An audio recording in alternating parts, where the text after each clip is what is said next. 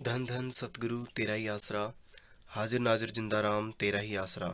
पूज्य परम संत मस्ताना शाह बलोचिस्तानी जी का जीवन और उपदेश। पूज्य परम संत मस्ताना शाह बलोचिस्तानी जी का जन्म बलोचिस्तान के एक छोटे से गांव कोटड़ा, तहसील गंधावा, रेलवे स्टेशन नौताल, रियासत कुलात में एक खानदानी खत्री राजपूत घराने में हुआ। बचपन में आपका नाम श्री खेमामल था और मस्ताना श्री हुजूर महाराज परम संत सावन शाह का बख्शा हुआ रूहानी खिताब है। बलोचिस्तान में पैदा होने के कारण आप मस्ताना बलोचिस्तानी नाम से प्रसिद्ध हुए। आपके पिताजी का नाम श्री पिलामल था, जो हलवाई का काम करते थे। आपकी माता श्रीमती तुलसीबाई जी थे। आपकी 4 बहनें थीं, जिनके नाम चतरबाई, मोहिनीबाई, सीताबाई और जस्सीबाई थे। श्रीमती चतरबाई सबसे बड़ी थी। आपके माता पिता के घर कोई लड़का नहीं था, इसलिए वे जगह जगह फकीरों के पास इस मनोरथ के लिए जाते रहते थे। उन्होंने एक फकीर की बहुत सेवा की, जिस पर उस फकीर ने खुश होकर कहा कि उनके घर पुत्र तो हो जाएगा, परंतु उनके काम नहीं आएगा। 1 वर्ष के बाद आपका जन्म हुआ, जिस पर बहुत खुशियां मनाई गई। आपके पिताजी का साया 2-3 वर्ष की आयु में ही सिर से उठ गया। आपकी माताजी ने बड़ी कठिनाई से आपका पालन पोषण किया। आपके पिताजी हलवाई का काम करते थे, इसलिए माताजी भी थोड़ा बहुत काम हलवाई का जानती थी। अभी आपकी आयु 9-10 वर्ष की ही थी कि माताजी ने आपको कुछ खोए की मिठाई बनाकर दी और बाजार में बेचने के लिए भेजा। इसी तरह पूज्य मस्ताना जी जब मिठाई बेचने के लिए बाजार को जा रहे थे, तो रास्ते में एक साधु मिल गया। आप उसके पास बैठ गए। साधु ने कुछ खाने को मांगा और साथ ही कहा कि यदि तुम मुझे यह खोआ खिला दोगे तो बादशाह बन जाओगे। पूज्य मस्ताना जी ने सोचा कि घर में रोटी पेट भरकर खाने को नहीं मिलती, बादशाह कैसे बनूंगा। आपने कुछ मिठाई उसे खाने को दे दी, मगर उसका पेट ना भरा। धीरे धीरे वह सारी मिठाई खा गया। थोड़ी देर बाद पता ही न लगा कि फकीर किधर गया। आप दिल में सोचने लगे कि फकीर कहाँ चला गया, अब घर जाकर माता को क्या कहूँगा। आप इसी उदासी में बैठे थे कि एक आदमी ने बुलाकर पूछा, तुम मजदूरी करोगे? आपने कहा कि हाँ। आपने सारा दिन मेहनत से काम किया और शाम को 10-15 सेर अनाज लेकर घर पहुंच गए। आपके पड़ोस में एक पंडित सत्यनारायण की पूजा किया करता था। आपने उससे पूछा, पूजा का ढंग सीख कर अपने लिए एक ठाकुर मांगा। उस पंडित ने ऐसा ही एक पत्थर उठाकर पकड़ा दिया और बदले में एक गाय ले ली। आपने उस पत्थर की पूजा करनी आरंभ कर दी। भोलापन था, दिल में सच्चाई थी और सच्ची लगन थी।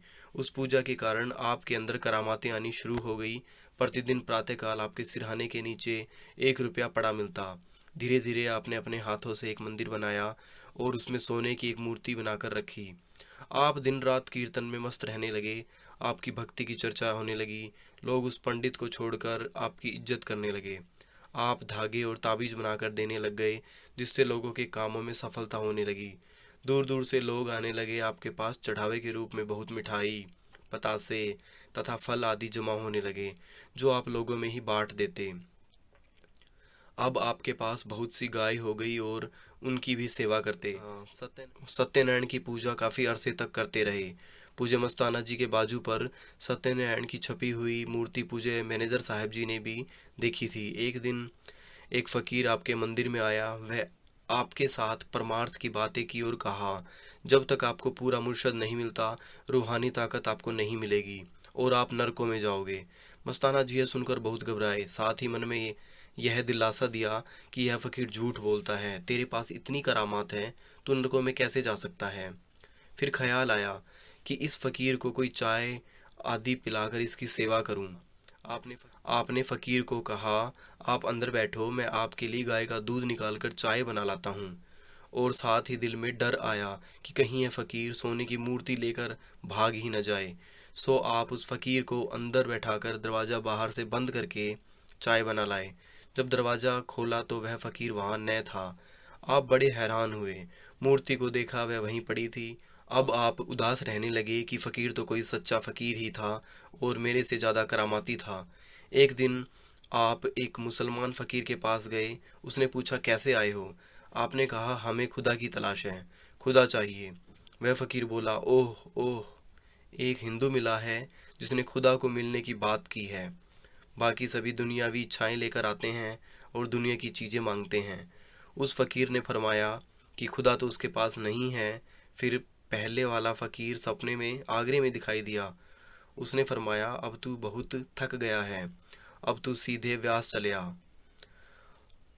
आपको ब्यास का पता नहीं था। जब रेलवे स्टेशन पर गए तो एक बाबू मिला। उसने पूछा, तूने किधर जाना है? आपने फरमाया, ब्यास। उस बाबू ने कहा, मैंने भी उसी गाड़ी पर जाना है, चलो आपको भी साथ ले चलता हूँ। जब ब्यास पहुँचे तो बाबू ने कहा, ब्यास आ गया, उतर जाओ। आपने गाड़ी से उतरकर डेरे का पता किया और सीधे डेरे पहुँचे। उन दिनों डेरे में कुछ ही मकान थे। जब वहां पहुंचे तो पूछने से पता चला कि सच्चे पातशाह परम संत सावन शाह जी सिरसा गए हुए हैं। आप सिरसा पहुंचे, वहां से ज्ञात हुआ कि सच्चे पातशाह थेड़ी सिकंदरपुर गए हुए हैं। आप पैदल ही थेड़ी पहुंचे। सच्चे पातशाह उस समय गांव के बाहर घूमने सैर करने गए हुए थे। कुछ कुछ प्रेमी आदमी साथ थे। सच्चे पातशाह अपने सचिव सेक्रेटरी डिप्टी हरनारायण के साथ बात कर रहे थे कि बलूचिस्तान में स्वामी जी महाराज, कबीर साहब और गुरु नानक साहब की चिताई हुई काफ़ी संस्कारी रूहें पड़ी हैं। उनकी संभाल भी मालिक ने हमारे ही जिम्मे लगाई है। पूज्य मस्ताना जी ने यह बात सुनी और सामने होते ही पहचान लिया कि यह तो वही फ़कीर है जो उन्हें बार बार दर्शन देते रहे हैं। सच्चे पातशाह ने पूछा, आप कहाँ से आए हो? आपने हाथ जोड़कर अर्ज की कि सच्चे पातशाह, आप ही ने तो मुझे बुलाया है और आप ही बाबू का रूप धरकर मुझे लाए हो। सच्चे पातशाह ने पूज्य मस्ताना जी की ओर देखते हुए फरमाया, यह तो कोई मस्ताना है। सच्चे पातशाह फरमाने लगे, आप बलूचिस्तान में क्या करते हैं?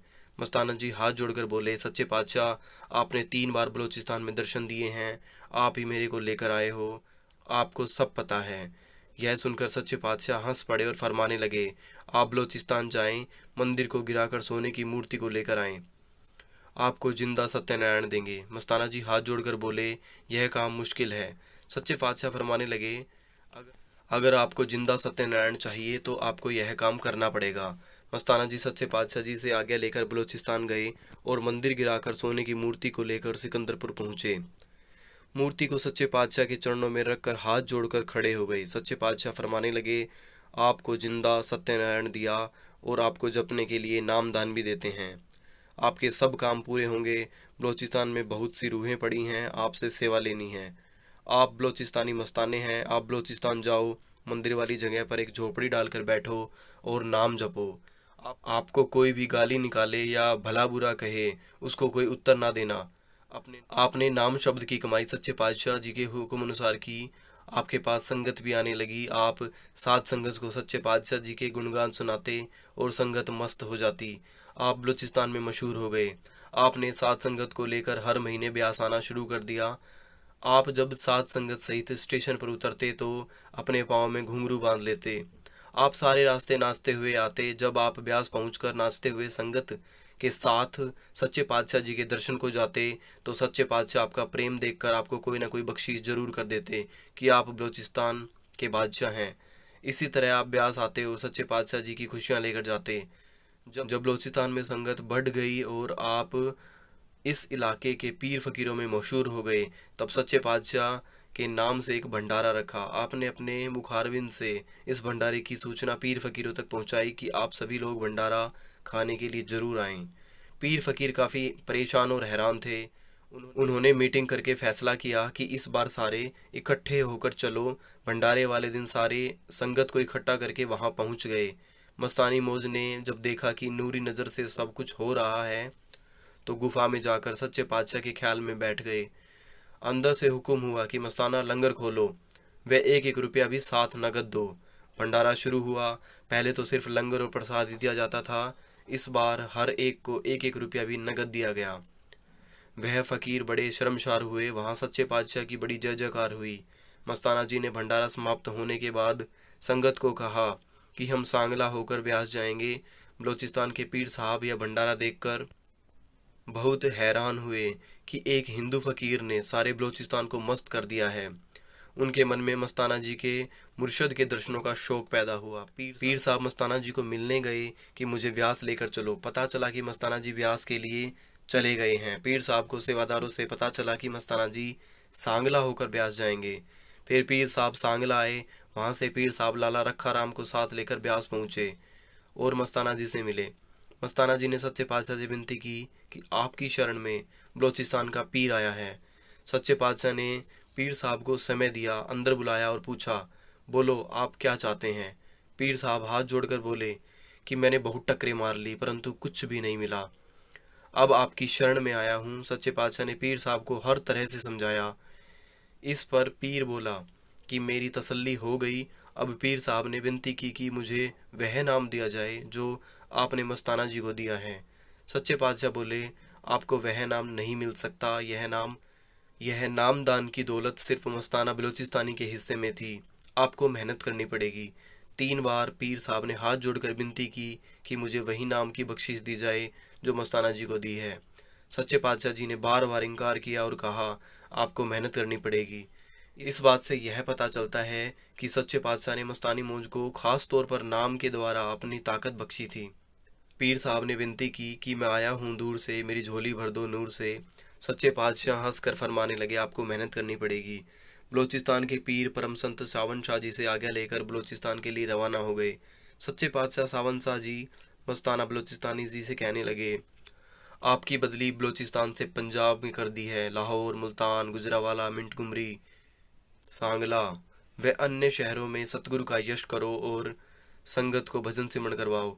यह खेल काफ़ी समय तक चलता रहा। जब मस्ताना शाह बलूचिस्तानी जी पंजाब से ब्यास डेरे आए और सच्चे पातशाह जी से मिले, सच्चे पातशाह सावन सिंह जी फरमाने लगे, मस्ताना बलूचिस्तानी अब आपकी बदली पंजाब से सिरसा करते हैं। आप सच्चे पातशाह के हुक्म अनुसार वर्ष 1946 में सिरसा आ गए। पहले आप राधा स्वामी सत्संगर सिरसा में रहने लगे। सच्चे पातशाह व्यास से सिरसा आए और मस्ताना बलूचिस्तानी जी से राधा स्वामी सत्संगर में मिले और फरमाने लगे, अब आप राधा स्वामी सत्संगर के अंदर पक्की कुटिया बनाओ। कुटिया के अंदर एक लकड़ी की गुफा जमीन के अंदर बनाओ। जब कुटिया बनकर तैयार हो गई तो सच्चे पातशाह जी सिरसा राधा स्वामी सत्संगर में आए तो उन्होंने अपनी कार कुटिया के सामने रुकवाई। सच्चे पातशाह जी ने अपने पवित्र हाथों से कार की खिड़की खोलकर मस्ताना बलूचिस्तानी जी को आवाज़ दी। आप दोनों हाथ जोड़कर खड़े हुए। सच्चे पातशाह जी फरमाने लगे, मस्ताना तेरी गुफा बन गई। मस्ताना जी हाथ जोड़कर विनती करने लगे, सच्चे पातशाह जी पंजी गुफा पाण देख। 3 बार सच्चे पातशाह जी ने यह वचन फरमाए। तीनों ही बार मस्ताना जी ने सच्चे पातशाह जी से विनती की, पंजी गुफा पाण देख, अर्थात अपनी गुफा आप देखें। सच्चे पातशाह जी फरमाने लगे, अच्छा मस्ताना कुटिया देखते हैं।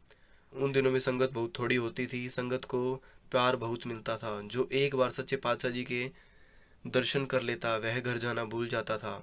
सच्चे पातशाह जी ने अपना पवित्र चरण लकड़ी की गुफा पर रखा और फरमाया, सुनो मस्ताना बलूचिस्तानी, इस वक्त के बाद यह गुफा अखुट भंडारा होगी। बागड़ तेरे सुपुर्द करता हूँ, वहाँ तू सतगुरु का यश करना व नामदान देना। बलूचिस्तान के अंदर तेरे को 8 आने 50 पैसे ताकत दी थी। पंजाब के दौरे में 12 आने 75 पैसे। इस बागड़ के लिए ₹1.25 ताकत तेरे को देता हूँ। मेरी एक शर्त होगी, घोर कलयुग है, किसी के आगे हाथ नहीं फैलाना। जो आपको चाहिए अपनी जेब से निकाल कर बांटना। इस वचन को याद रखना। 2 अप्रैल 1948 को सच्चे पातशाह परम संत सावन शाह जी ज्योति ज्योत समा गए। इसके बाद मस्ताना बलूचिस्तानी जी को अंदर से हुक्म हुआ कि कुटिया छोड़ दो और जंगल में जाकर डेरा बनाओ। आपने डेरा बनाने के लिए काफ़ी जगह देखी, कोई जगह आपको पसंद न आई। बेगू रोड पर एक ढाणी सैनियों की थी। वहाँ के कई प्रेमियों को नामदान की बख्शिश परम संत सावन शाह जी से हुई थी। ढाणी के प्रेमी इकट्ठे होकर राधा स्वामी सत्संगर सिरसा में आए। शाह मस्ताना जी से मिले और विनती की कि हमारी ढाणी के सामने टीबा है, वहाँ चल कर देखें। आप फरमाने लगे, कल रात संगत के साथ टीबा देखने आएंगे, आप सब प्रेमी टीबे पर मिलना। दूसरे दिन रात को संगत के साथ आप टीबे पर पहुँचे, सब प्रेमी से मिले। सभी प्रेमियों के अंदर खुशी की लहर फैल गई। आप टिब्बे को देखकर फरमाने लगे, इस टिब्बे के अंदर भयानक जानवर सांप बिच्छू आदि रहते हैं, इस टिब्बे में कौन माथा मारेगा। सारी संगत यह वचन सुनकर हाथ जोड़कर खड़ी हो गई और विनती करने लगी, हम सबका ख्याल है कि टिब्बे वाली जगह पर ही डेरा बनवाएं। संगत के बार बार कहने पर शाह मस्ताना जी ने डेरा बनाना मंजूर फरमाया। शाह मस्ताना जी ने अपनी पवित्र लाठी से एक लाइन चारों तरफ खींची और फरमाने लगे, इस समय के बाद इस टिब्बे के अंदर जो जानवर है वो डंक नहीं मारेंगे। सारी संगत व साधुओं से कहा, डेरा बनाते समय किसी भयानक जानवर से घबराना नहीं, आपको कुछ नहीं कहेंगे, आपने भी किसी भी जानवर को नहीं मारना, उनको पकड़कर बाहर छोड़ाना। यह खेल काफ़ी समय तक चलता रहा। इस डेरे का नाम सच्चा सौदा रूहानी कॉलेज रखा। यहीं पर ही आपने 12 साल तक रूहानियत का प्रचार किया और नामदान की बख्शिश की और बागड़ के दौरे किए। जो जो आपने संगत को खुशियाँ बांटी वो इन साखियों में पढ़ सकते हैं। आपने इन 12 सालों के अंदर तरह तरह के खेल किए, जैसे कि कभी मकान बनाना, कभी गिराना, कुत्तों को नोटों के हार पहनाकर शहर में छोड़ देना, जो गधे दरबार में ईंटें लाते थे उनको चादरों पर बूंदी डालकर खिलाना, जिन बैल और सांडों द्वारा प्रेमी जन गड्ढों पर सामान लाते थे उनको भी चादरों पर बूंदी डालकर खिलाना। आपने इस इलाके में नए ढंग से रूहानियत का प्रचार किया। आप बलूचिस्तान के रहने वाले थे, आपका इस इलाके में कोई रिश्तेदार नहीं था और न ही कोई ज़मीन जायदाद थी और न ही इधर की भाषा जानते थे। जिस पर आपने नज़र डाली उसको अपना बना लिया। आपने सन 1951 में डेरा सच्चा सौदा दरबार का जन्मदिन भंडारा बनाया।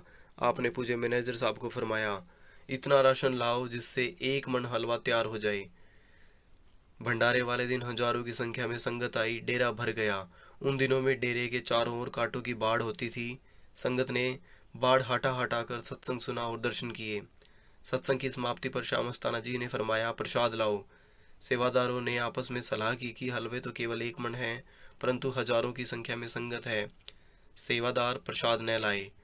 शाह मस्ताना जी ने दोबारा आवाज़ दी कि आपका दिल डरता है कि प्रसाद पूरा न होगा, गरीब फकीर की चादर ले आओ और प्रसाद पर डाल दो। प्रसाद पर मैनेजर गुरबख्श सिंह जी के पिताजी को बिठाओ। वो भजन सिमरन करता हुआ बाल्टियां भरे और प्रसाद की तरफ नज़र न करे कि कितना प्रसाद बाकी रह गया है।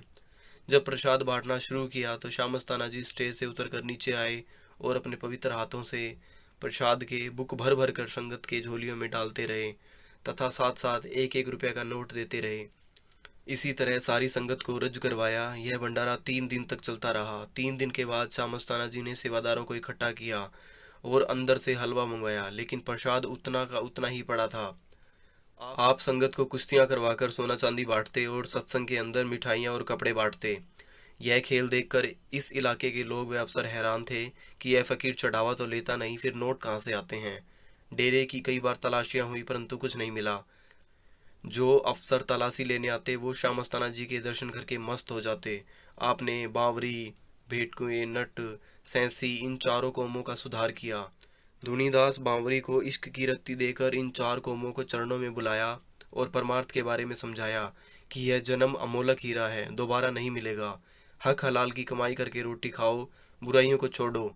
इस संगत से आपने मुनियादी का काम लिया। बुल्ला व दोनों मस्तानियाँ तथा ढोला से आपने शब्द वाणी की सेवा ली। ढोला ढोल भी बजाता था और शब्द भी बोलता था। आप चोला छोड़ने का जिक्र भी करते रहते थे और पर्दा भी डाल देते थे। आपने ज्योति ज्योत समाने से 4 दिन पहले डेरा सच्चा सौदा सिरसा व उसका कार्य मैनेजर गुरबख्श सिंह जी को सुपुर्द किया। 16 अप्रैल 1960 वाले दिन आपने डेरे का हिसाब किताब खुशीराम वजीर से किया। आपने इस रात को कुछ हिदायतें संगत को दी। एक इमारत सावन शाह दाता जी के नाम पर बनी थी। इस इमारत का नाम सावन शाह आश्रम रखा गया। उस पर कपड़े का बोर्ड बनाकर यह वचन लिखवाए, प्रेम रूप में गुलबहार, जुगो जुगो से दोनों जहान का साथी, हर घट में मौजूद, प्रेम रूप में सतगुरु रहता है। यह वचन पूज्य मस्ताना साहब बलोचिस्तानी जी के द्वारा डेरा सच्चा सौदा सिरसा में आखिरी वचन था। आप 16 अप्रैल 1960 रात को रोहतक व दिल्ली के लिए सच्चा सौदा दरबार से रवाना हो गए। आप 18 अप्रैल 1960 को दिल्ली में ज्योति ज्योत समा गए। इस दिन बहुत आंधी व तूफान आया। इस तूफान के कारण कई जगह पेड़ गिर गए व टेलीफोन टेलीग्राम व्यवस्था ठप हो गई। प्रेमियों के लिए यह दिन भयानक था। आपकी नूरी बाड़ी लगभग शाम को 4 बजे सच्चा सौदा दरबार पहुंची। आपकी नूरी बाड़ी को सावन शाही आश्रम में दर्शनों के लिए रखा गया। इस दिन हजारों की संख्या में साध संगत दर्शनों के लिए आई। आपकी नूरी बाड़ी का अंतिम संस्कार 19 अप्रैल 1960 को शाम को 4 बजे सच्चा सौदा दरबार में हुआ। धन धन सतगुरु तेरा ही आसरा, हाजिर नाजिर जिंदा राम तेरा ही आसरा।